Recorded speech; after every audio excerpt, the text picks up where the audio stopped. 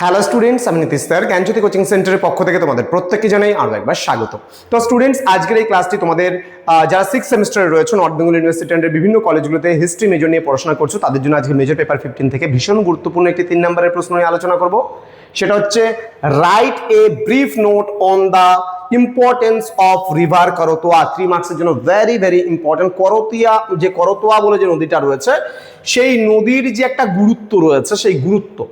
উত্তরবঙ্গের ইতিহাস তোমাদের দুটো পেপার এই বছর রয়েছে, নর্থ বেঙ্গলের হিস্ট্রি, সেটা হচ্ছে মেজর পেপার 15 এবং 16। তো দুটো পেপারেরই যারা আমাদের কাছে অনলাইনে পড়ছে তাদের কিন্তু আমরা অল সাজেশনস, নোটস বগেরা বগেরা যা কিছু আছে প্রোভাইড করে দিয়েছি।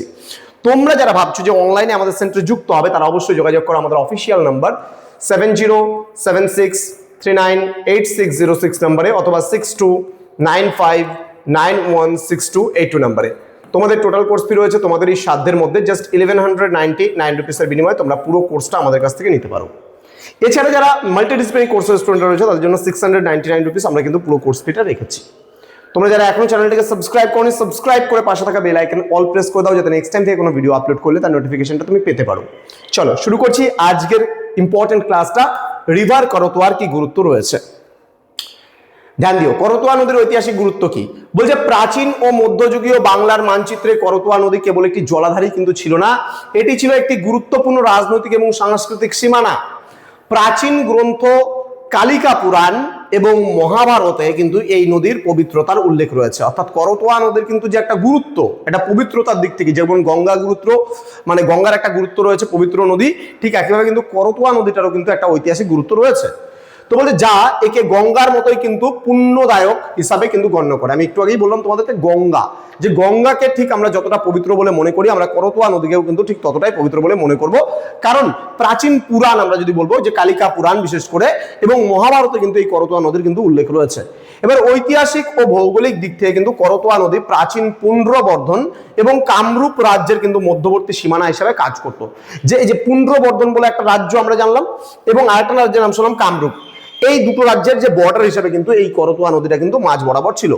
এই নদীর তীরেই গড়ে উঠেছিল বাংলার কিন্তু প্রাচীনতম রাজধানী পুণ্ড্রনগর, বর্তমানে যেটা মহাস্থানগড় নামে কিন্তু পরিচিত হয়ে রয়েছে।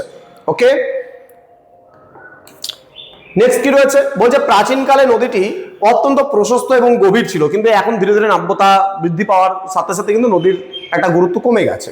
তো যা তিব্বত ও চীনের সাথে বাংলার তোমার হচ্ছে জলপথ বাণিজ্যের কিন্তু প্রধান মাধ্যম হিসেবে ব্যবহৃত হতো। তাহলে কি বললাম, যে প্রাচীনকালে নদীটি অত্যন্ত গভীর প্রশস্ত ছিল, বিভিন্ন তিব্বত বলতে চায়নার বিভিন্ন জায়গাগুলো রয়েছে, চীনের সঙ্গে বাংলার যে একটা জলপথে বাণিজ্য চলতো, সেটা কিন্তু এই রিভার করতোয়া নদীর মাধ্যমেই কিন্তু চলতো। 1206 খ্রিস্টাব্দে ইখতিয়ার উদ্দিন মোহাম্মদ বিন বখতিয়ার খলজির কিন্তু তিব্বত অভিযানের সময় কিন্তু এই নদী পার হওয়ার বিবরণ কিন্তু ইতিহাসে লিপিবদ্ধ রয়েছে। তাহলে ইখতিয়ার উদ্দিন মোহাম্মদ বিন বখতিয়ার খলজি মাত্র 17 জন মুসলমানকে নিয়ে যখন নদী অ্যাটাক করেছিল বা আক্রমণ করেছিল, তখন কিন্তু এই নদীর মধ্যে দিয়ে এই নদী পার হয়ে এসেছিল, এটাই কিন্তু বলা হয়েছে। তো যদিও বর্তমানে নদীটি শীর্ণ হয়ে পড়েছে মানে কি, ওই নদীর ধীরে ধীরে পলি কাকর বালি জমা হতে হতে হতে হতে নদীটার প্রশস্ততা কিন্তু অনেকটা কমে গেছে, গভীরতা কমে গেছে। তবে উত্তরবঙ্গের কৃষি এবং অর্থনীতি এবং নগর সভ্যতার বিকাশে কিন্তু এর অবদান কিন্তু অপরিসীম, এটা আমরা বলতেই পারি। তো এই ছিল আজকের ক্লাস, যেখানে আমরা একটা ছোট্ট 3 নম্বরের প্রশ্ন নিয়ে আলোচনা করলাম। রিভার করতোয়া নদীর যে গুরুত্বটা রয়েছে চীনের সঙ্গে এবং তিব্বতের সঙ্গে বাণিজ্যিক আদান প্রদান, বাংলার সঙ্গে ইখতিয়ার উদ্দিন মোহাম্মদ বিন বখতিয়ার খলজি নদী আক্রমণের সময় এই নদী মানে পার হয়ে এসেছিল, তো ইত্যাদি বিভিন্ন ঐতিহাসিক যে বিষয়গুলো আমরা পাই এখানটায়। তো যারা এখনো পর্যন্ত আমাদের সঙ্গে যুক্ত হওনি, অবশ্যই অফিসিয়াল নাম্বারে যোগাযোগ করো। তোমাদের এবার কিন্তু আর 2 মাসের মতন আছে পরীক্ষার, সময় নষ্ট না করে আজই যোগাযোগ করো আমাদের সঙ্গে এবং যুক্ত হয়ে যাও আমাদের অনলাইন ক্লাসে। আমাদের স্ক্রিনে নাম্বার দেওয়া আছে এবং আমাদের প্লে স্টোরে অ্যাপও রয়েছে, প্রিস্টিকল এডুকেশন বলে। এই প্লে স্টোরে অ্যাপের মাধ্যমেও কিন্তু তোমরা কোর্সগুলোকে নিতে পারো। দেখা হচ্ছে খুব তাড়াতাড়ি আরও একটা নতুন ক্লাস নিয়ে তোমাদের সঙ্গে। তোমরা প্রত্যেকেই ভালো থেকো, সুস্থ থেকো। Thank you so much, thanks for watching after all, thank you.